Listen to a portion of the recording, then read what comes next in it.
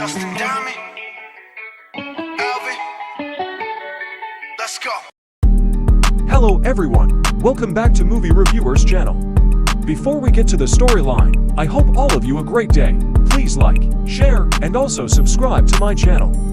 And don't forget to click the bell icon to stay updated with my new videos. At the beginning of the film, we are shown an incident that occurs in Finland, where a young girl named Alia is running from several men in the forest. It turns out that the men who are chasing Alia are actually members of her own family.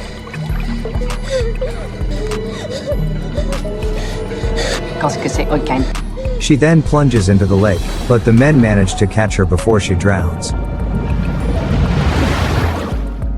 After that, the scene moves to a bank where a man named Rex is waiting in line for a certain purpose. Not sure why he's there, but it's clear that he's there to see Maddie, his crush. While Rex is talking to her, their place is suddenly attacked by robbers who instantly killed a security guard at the bank. As a result, the situation which was previously calm has now become tense. Rex then notices a gun in a woman's bag, but the woman can't do anything because it is too risky for her to act in such a dangerous situation. When everyone is under threat, Rex suddenly behaves strangely, where it looks like he tries hold his emotions in order not to act rashly. But something unexpected happens, where the woman's bag containing the gun is suddenly thrown, and lands right on Rex's lap.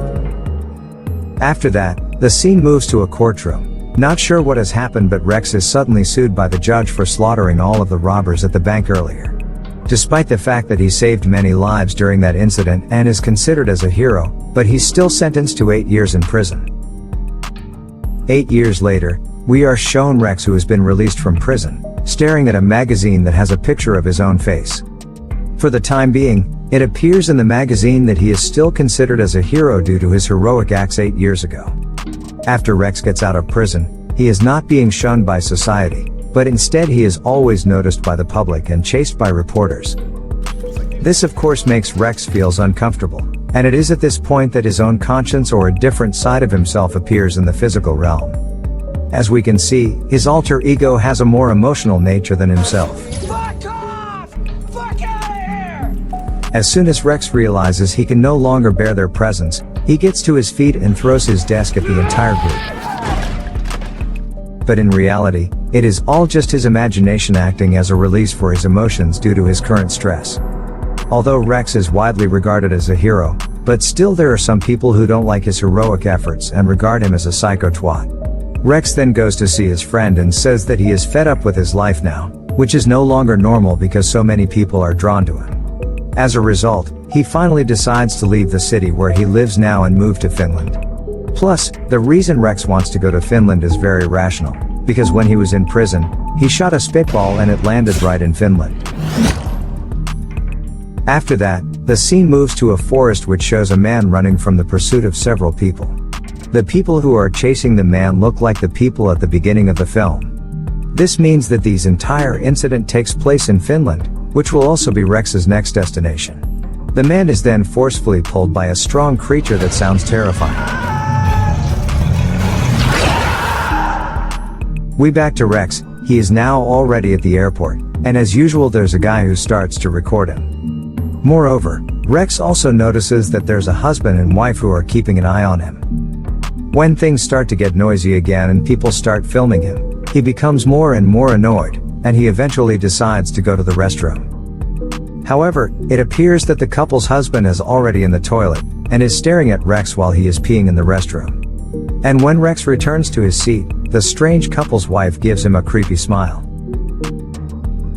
After Rex arrived in Finland, he is waiting for a taxi, and from a distance there is a taxi driver is watching him.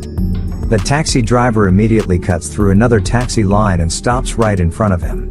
When Rex is in his taxi, the driver then releases the anesthetic gas, which causes him to become unconscious and eventually pass out.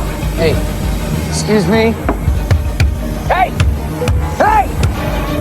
Hey, what the fuck? The scene then moves to a house, where a family is seen preparing dinner and they don't look suspicious at all.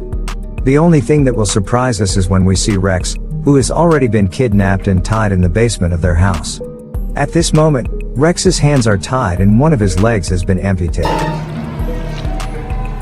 Rex, who has just realized this, tries to scream, but is stopped by someone. It turns out that the person is Rex's conscience, who tells him to keep his mouth shut. After that, he represents Rex to release his emotions by screaming for what has happened to him. In fact, his conscience appears to be smarter and more sadistic than he is, and it plays a significant role in both Rex's life and death. He can also analyze the situation of any incident that occurs to Rex, and the one that is currently taking place. After completing the observation, his conscience concludes that the perpetrators of his current incident are the strange husband and wife couple from the airport. When Rex is crying with his condition, his conscience can't stand it and starts thinking of ways to get out of there. However, because of the strength of the tie that binds his hands, his conscience has other plans for ensuring his survival. According to his conscience, if the perpetrator suddenly appears, he must pretend to be unconscious. Furthermore, after noticing lots of bicycles around him, the alter ego assumes that the perpetrators who kidnapped him are a family.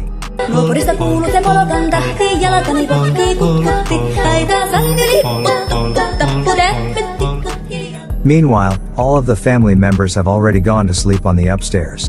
But the youngest child in the family, named Olavi, isn't yet asleep, and he is curious about their victim this time.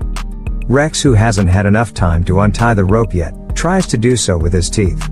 The young boy, on the other hand, decides to go down to the basement where Rex has been held. After the young boy enters the room on the ground, Rex immediately pretends to be unconscious. Rex then finds out that the person who came is just a child, so he comes up with a plan, which is to make the child as an insurance policy to get him out of that place. He tries to persuade Olavi to come close before kicking him in the face with his amputated leg and flanking him with both thighs. Not long after, his sister realizes that her little brother is not in bed, so she decides to look for him in the basement. It turns out that this woman's name is Alia, and she is the young girl who has tried to run away from several men before this. This explains that it is her family who are kidnapping Rex at this time. At this point, Rex threatens to break the boy's neck if Alia attempts to kill him. But since Rex is too panicked about his own safety, he accidentally let go of Olavi, which makes him lose his guarantee to get out of there. When Olavi is found unconscious in the room, the psychopath family rushes him to the hospital. The mother then slaps Alia because she thought that Alia has hurt her little brother. At this point, we can conclude that Alia has a different nature than her family, and that she could be a great opportunity for Rex to get out of there. The opportunity is bolstered when Alia suddenly smiles and imagines herself married to Rex, which means that she is attracted to Rex at first sight. Since her family is in the hospital, Alia immediately goes downstairs to see Rex and begins to treat his leg. Alia then expresses her feelings to Rex. I'm Alia. I like you. It is at this point that she starts to tell the story of how her family began to kidnap people and make them as food for her eldest brother. Since the birth of her first brother, he has already been suffering from a disorder that causes him to crave and eat the human flesh. This was proven by the fact that he started biting his father when he was a baby. Therefore, since that incident, her family began to kidnap people to satisfy his eldest brother's hunger, although Alia didn't agree with it. When the older brother didn't really like the flesh of the person, they were forced to find another victim as a replacement. Night after night, death came to Alia's life, and she had tried many times to run away from her family. But they were always able to track Alia down, until they imprisoned her in a wooden cage built by her father. After telling the story, Alia begins to feel sorry for Rex and leaves the knife on the floor. She then asks Rex to take the knife himself. But when Rex manages to get it and tries to cut the rope, Alia's three brothers suddenly appear and intend to execute Rex right away. Rex then immediately pretends to be unconscious, and his plan is successful because the brothers cancel their intention. Meanwhile, his personal conscience looks very angry and really wants to end their lives. We will soon see that this family of cannibals has chosen the wrong guy to be kidnapped. After that, they notice Rex's leg, which has already been bandaged, and they immediately look for Alia in her room. But Alia turns out to be hiding in the basement, and she tries to get out of there. Unfortunately, her brothers come back there and take her upstairs. After that, Rex is injected with some liquid which causes him to suddenly laugh. We are then transported back to 8 years ago, when Rex fought the robbers at the bank. We finally get to see how brutal Rex was when he slaughtered all of the robbers there. It is seen that his conscience was controlling him at that time, and with such a brutality, he managed to become a hero to all of the people there. Time to die, Hellboy. Finally, when Rex tried to save his lover, the robber is frightened by the fact that Rex didn't care who's gonna die there. After Maddie was released, Rex, influenced by his own ego, then shot the robber, and the robber's weapon accidentally fired into a cupboard. Unfortunate thing happened when a bank employee who was hiding inside the cupboard died due to the fired gun. So this is the reason why Rex was sentenced to 8 years in prison, for allegedly sacrificing other people's lives to satisfy his desires. Plus, since Rex's sentence is too long, Maddie, who had been saved by him, decided to end their relationship because she didn't want to waste her time waiting for him to be released. We then return to Rex. When he regains consciousness, he notices that his leg is being cut off by the psychopath at that moment. He then kicks the psychopath, which causes the psycho rushes off to get an anesthetic. At the same time, Rex tries to cut the rope that binds his hands with the knife from Alia. When the man returns to him, Rex quickly stabs the knife into his ear canal. Without wasting any time, he is now looking for some tools and weapons needed to escape from there.